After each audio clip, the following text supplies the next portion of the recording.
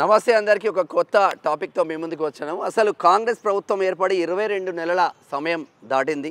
22 నెలల సమయంలో వాళ్ళు ఇచ్చిన హామీలు 6 గ్యారంటీలు 420 హామీలు. నిజంగానే 6 గ్యారంటీలు 420 హామీలు నెరవేరినాయా? కాంగ్రెస్ ఊకదంపుడు ఉపన్యాసాలు మాత్రం నడుస్తూ ఉంది. మంత్రుల నుంచి మొదలుకుంటే ముఖ్యమంత్రి వరకు ప్రతి ఒక్కరికి మేము అది చేస్తాం, మేము ఇది చేస్తామని చెప్తా ఉన్నారు. ఇక్కడ వైరా నియోజకవర్గం యువ నాయకులు బీపీ నాయక్ కాంగ్రెస్ పార్టీ నుంచి యువ నాయకులుగా ఉన్నారు. ఒకసారి బీపీ నాయక్ అన్న మన దగ్గర ఉన్నారు. అసలు నిజంగానే ఒక కాంగ్రెస్ లీడర్నే ఈ ప్రశ్న అడుగుతూ ఉన్నాం. నిజంగా చెప్పండి, మీ మనసు మీద ఒట్టేసుకొని చెప్పండి, మీ మనస్సాక్షిగా చెప్పండి, 6 గ్యారంటీలు అమలైనయా? 420 హామీలు అమలైనయా? 6 గ్యారంటీలు పూర్తిగా అమలు అవ్వలేదు. వాస్తవం ఒప్పుకుంటాం. నిజం ఒప్పుకోవడానికి మాకు ధైర్యం ఉండాలి. అట్లాగే మేము పరిపాలన కొనసాగించి ఇప్పటికీ దాదాపు 2 సంవత్సరాలు మాత్రమే పూర్తయింది. ఆ విషయం కూడా మీకు చెప్తాను. 22 మంత్స్, ఇంకో 2 మంత్స్ ఉంది. 22 మంత్స్, 2 సంవత్సరాలు పూర్తిగా వస్తుంది. ఇంకో విషయం అన్నా, 2వ రోజు నుంచే 48 గంటల నుంచే కాంగ్రెస్ పార్టీ హామీలు అనేది అమలు వేర్చడానికి సాయశక్తులు స్టార్ట్ చేసింది. అలాగే ఇవాళ మా ఆడబిడ్డలందరికీ కూడా ఇలా ఉచిత బస్సు నుంచి స్టార్ట్ చేసినామన్నా. అది ఒక్కటే చెప్పుకుంటున్నారు, ఉచిత బస్సు స్టార్ట్ చేసిండ్రు. దసరాకు ముగోలు పోదామంటే డబుల్ ఛార్జ్. గ్యారంటీల్లో మహాలక్ష్మి పథకంలో మహిళలకు కావాల్సిన 2500 రూపాయలు అనేది పెండింగ్లో ఉంది, ఒప్పుకుంటున్నాము. అలాగే పెన్షన్లు ఏదైతే పెంచాలనే ఆలోచన ఉందో అది కూడా పెండింగ్లో ఉంది. ఈ 2 తప్ప మిగతా అన్ని గ్యారంటీలు మేము పూర్తి చేసాం. మా గవర్నమెంట్ ముందుకెళ్తా ఉంది. మాకు ఇంకా సమయం ఉంది కాబట్టి దాంట్లోనే 1 సంవత్సర కాలం కూడా దాదాపు 22 నెలలు అని చెప్పారు. 6 గ్యారంటీలలో ఎలక్షన్ లోనే పోయిందన్న. మీరు ఆలోచన చేయాలి. 6 గ్యారంటీలో ఒక ఉచిత బస్సు తప్ప ఎక్కడ కూడా మహిళలకు సంబంధించిన 2500 రాలేదు. మీరు ఒప్పుకున్నారు. అది గ్యాస్ కనెక్షన్లు అన్న చాలామందికి మేము గ్యాస్ ఇస్తున్నామని, ఇప్పటికీ నాతో రండి, ఏ మంత్రి వచ్చినా పర్వాలేదు, ఎక్కడ కూడా గ్యాస్ కనెక్షన్స్ రాలేని పరిస్థితి. 100 యూనిట్ల వరకు ఏదైతే ఫ్రీ కరెంట్ ఉంటుందో, 200 యూనిట్ల వరకు ఫ్రీ కరెంట్ ఉంటుందో, ఆ ఫ్రీ కరెంట్ కూడా ఒకసారి అప్లై చేసుకున్నారు, చాలామందికి రాలేదు. మళ్ళీ అప్లికేషన్ పెట్టుకున్నామంటే ఆప్షన్ లేకుండా పోతూ ఉంటుంది. ఇక ఎక్కడ అప్లికేబుల్ అయినాయి 6 గ్యారంటీ? ప్రజాపాలన ద్వారా స్పష్టంగా మేము ప్రతి ఒక్కళ్ళ దగ్గర నుంచి డేటా తీసుకోవడం జరిగింది. ఇలా 200 యూనిట్ అంటే ఒక విలేజ్కి వెళ్తే అన్న దాదాపు 1-2 మాత్రమే కరెంట్ బిల్లు కడుతున్నారు. మిగతా వాళ్ళందరికీ కూడా 0 బిల్స్ వస్తున్నాయి. మీరు చూడండి, ఆలోచన చేయండి. ఒకవేళ లేదు, మాకు రావట్లేదు, లేకపోతే ఒక రీడింగ్ సర్టిఫికేట్ వచ్చి అవుతుంది అనుకుంటే మాత్రం వాళ్ళు మేము అప్లికేషన్ తీసుకుంటున్నాం, మీరు అప్లికేషన్లో పెట్టలేదు అంటున్నారు. ఫస్ట్గా అయితే ఎంపీడీఓ ఆఫీస్లో కానీ మండల ఆఫీస్లో కానీ ఒక సెక్షన్ మాత్రం దీనికోసం ఎప్పుడు పనిచేస్తూ ఉంది. వీఆర్ కండక్టింగ్ హెల్ప్ డెస్క్ అన్న. ఇది మన మిత్రులకి ఒక రాంగ్ ఇన్ఫర్మేషన్ వెళ్తుంది, కానీ దీనికి మేము ఎప్పటికప్పుడు కూడా అప్గ్రేడ్ చేస్తూ వెళ్తున్నాం. ఇవాళ రేషన్ కార్డులు ఇవాళ మేము అనుకున్న దానికంటే ఎక్కువ ఇచ్చామన్నా. ఇవాళ ఉద్యోగాలన్నా ఉద్యోగ నోటిఫికేషన్లు ఇస్తున్నాం. అలాగే అలాట్మెంట్ ఆర్డర్లు స్వయంగా మా ముఖ్యమంత్రి గారు, మా ఉప ముఖ్యమంత్రి గారు ఇద్దరు వచ్చేసి వాళ్ళ చేతులు మీకు ఇస్తూ ఉన్నారన్న. ఇవాళ కళ్యాణ లక్ష్మి స్కీమ్ నుంచి కూడా మేము ఇంప్రూవ్మెంట్ చేస్తూ ఉన్నాం. అలాగే కళ్యాణ లక్ష్మిలో ఎక్కడ కూడా మీరు ఇంప్రూవ్మెంట్ చేస్తున్నట్టు ఎక్కడ ఇప్పటి వరకు జరగలేదు. 22 నెలల సమయం అవుతున్నా కూడా కళ్యాణ లక్ష్మికి వచ్చే ముందు కూడా ఆరోగ్యశ్రీ అనేది కళ్యాణ లక్ష్మికి సంబంధించింది. షాదీ ముబారక్ కళ్యాణ లక్ష్మి కావచ్చు, ఇది 1,00,000 రూపాయలతో పాటు తులం బంగారం ఇస్తున్నారు. తులం బంగారం ఏడమైందని అడుగుతున్నారు మహిళలు. తులం బంగారం ఏడమైందంటే మా టైం ఉంది కదా, ఇంకా 3 సంవత్సరాలు ఏడమైందని అడగండి. మీరు ఆ 3 సంవత్సరాలు కూడా మీరు 5 సంవత్సరాలు కంప్లీట్ అయ్యేలోపు ఇస్తారని చెప్పలే. మీరు ఇప్పుడు బీసీ రిజర్వేషన్ ఉంది, 6 నెలలలో కంప్లీట్ చేస్తాం, మా చరిత్ర సృష్టిస్తామన్నారు. 22 నెలలు అయిపోయింది, ఇప్పటికి ఇంకా ఎక్కడే గొంగడి అక్కడే కాన్సెప్ట్. రేవంత్ రెడ్డి గారు ఒక ఫైల్ మీద రాసి పంపించేస్తే అయిపోతుంది అనుకుంటే మాత్రం అది అయ్యే పని కాదు. అట్లా అవ్వనప్పుడు హామీలు ఎందుకు ఇస్తున్నారు? హామీలు ఇచ్చామన్నా, స్పష్టంగా ఇచ్చాం, కానీ దాని చిత్తశుద్ధి. ప్రక్రియ మొదలైంది, ప్రక్రియ పూర్తి కావడానికి టైం పడుతుంది. మేము ప్రక్రియ మొదలు కాకపోతే మీరు అడగొచ్చు, you can question me any time. మాకు చిత్తశుద్ధి ఉంది. మేము బీసీ డెడికేటెడ్ కమిషన్ వేసాం. బీసీ కమిషన్ వేయకపోతే అది రాదు అని చెప్పేసి దానికి డెడికేషన్ కమిషన్ వేసాం. దాని తర్వాత బీసీ కార్పొరేషన్ లోన్లు కూడా అట్లా ఇస్తున్నాం. అలాగే బీసీ సంబంధించిన మొత్తం కంప్లీట్ సెన్సెక్స్ తీసుకున్నాం డేటాని.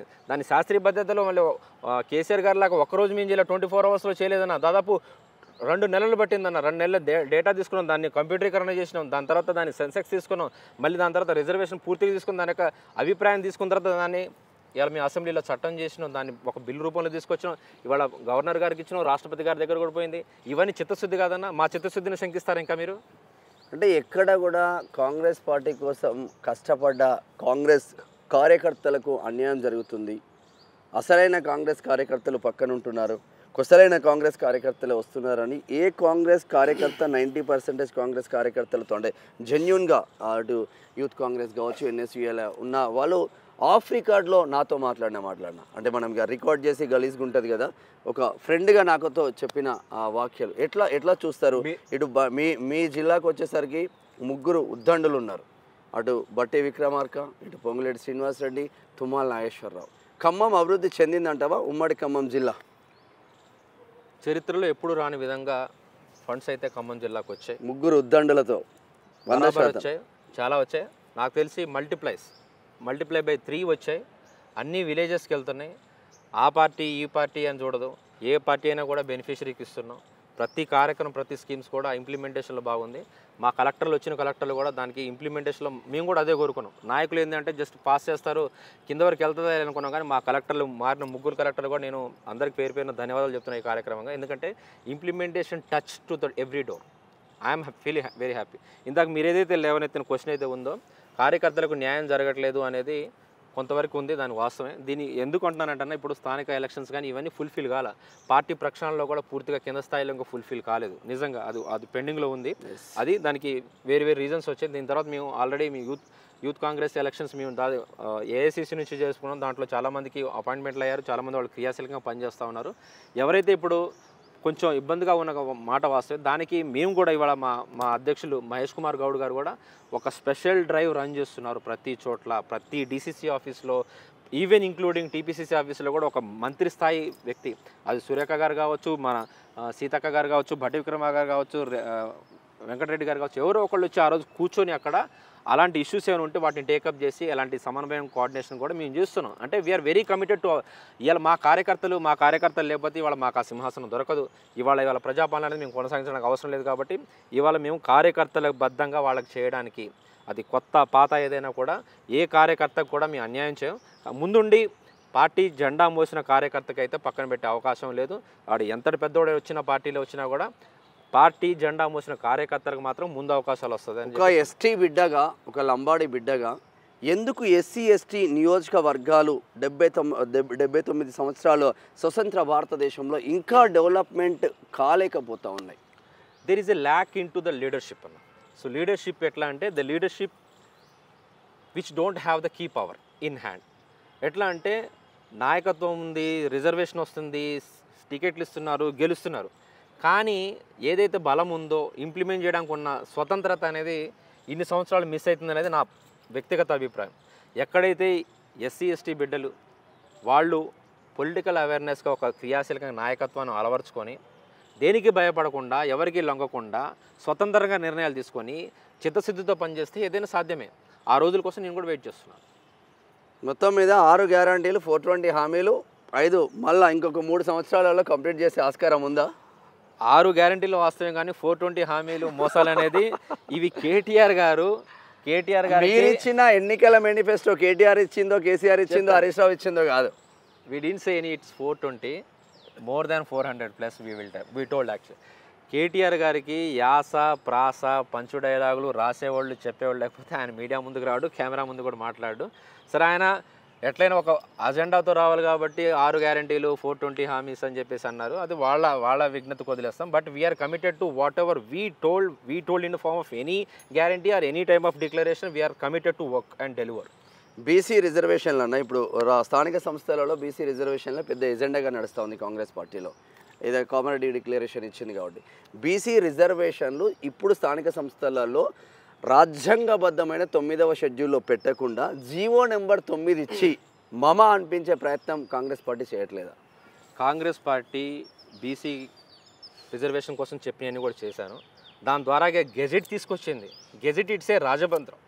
ఒకసారి ఒక గెజిట్ వచ్చిందంటే గవర్నమెంట్ అఫీషియల్లీ అనౌన్స్డ్. అది గెజిట్ వచ్చింది, బట్ గెజిట్ రావడం ద్వారా మళ్ళీ కోర్టుకి వెళ్తే కోర్టులో కూడా ఈరోజు పేపర్లలో కోర్టు చెప్పిన మీరు ఎన్నికలకు పోతుంటే కూడా మేము మాత్రం ఇది ఎవరి పరిధిలో ఉందన్న శ్యామ్ గారు, ఇది కేంద్ర ప్రభుత్వ పరిధిలో ఉంటుంది. ఓకే, మరి రాష్ట్రపతి మా రేవంత్ రెడ్డి గారు ఎన్నిసార్లు ఫ్లైట్లు వేసుకొని పోయి ఎందుకు ఇండియా కూటమి తరపున అందరినీ తీసుకుపోయి రాష్ట్రపతి దగ్గరికి వెళ్ళట్లేదు? జంతర్ మంతర్ దగ్గర కూర్చున్నాం. నాట్ ఓన్లీ తెలంగాణ ఎంపీలు, మంత్రులు, ఎమ్మెల్యేలే కాదు, యావత్ ఇండియా కూటమి నుంచి వచ్చిన వాళ్ళు కూర్చొని సంఘీభావం తెలిపారు.